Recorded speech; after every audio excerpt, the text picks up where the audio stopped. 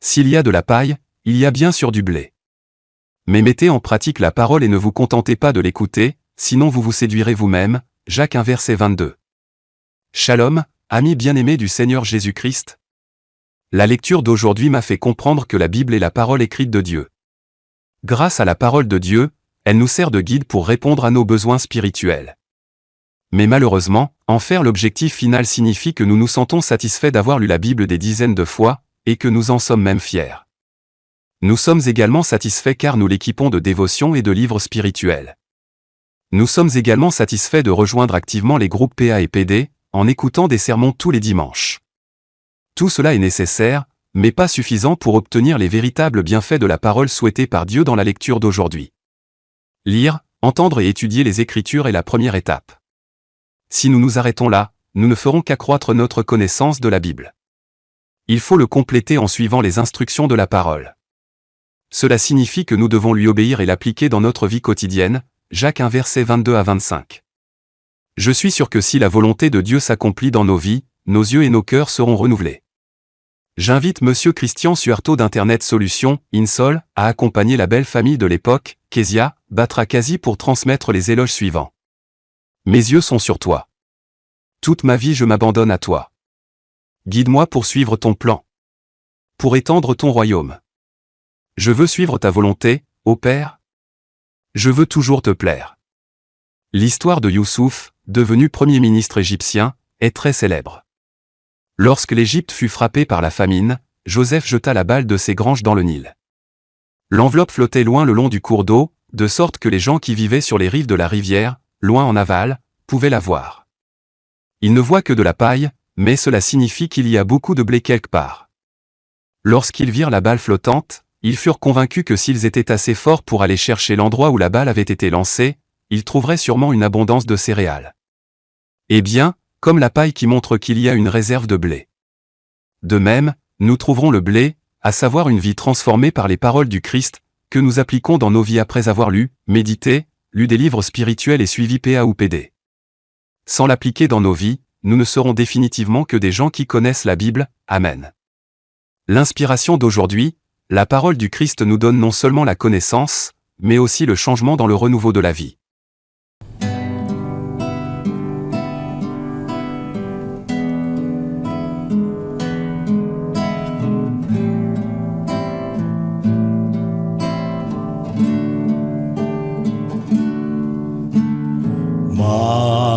Mataku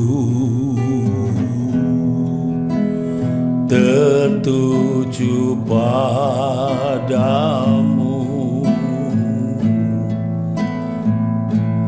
segenap hidupku ku serahkan padamu. Bimbing aku masuk rencanamu,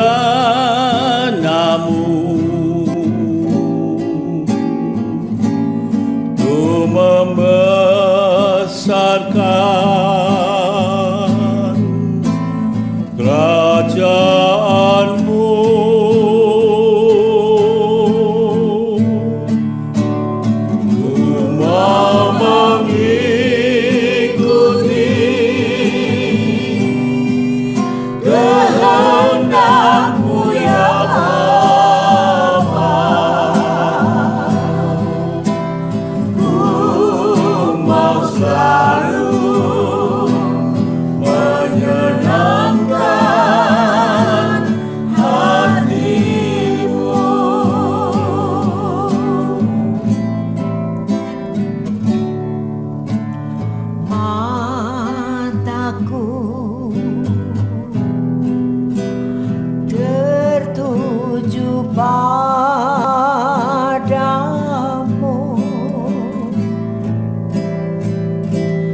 Segenap hidupku ku serahkan padamu.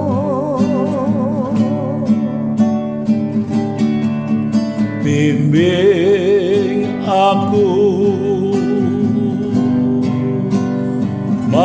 masuk rencanamu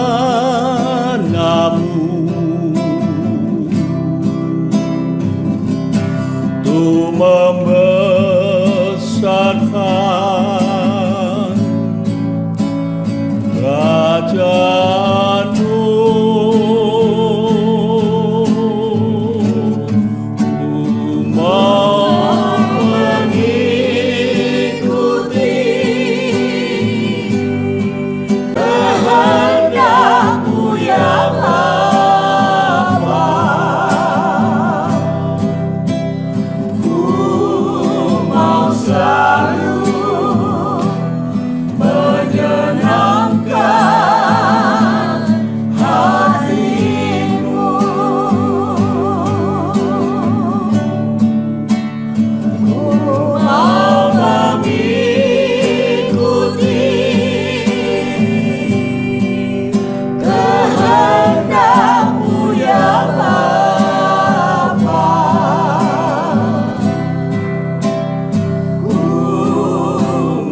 Selalu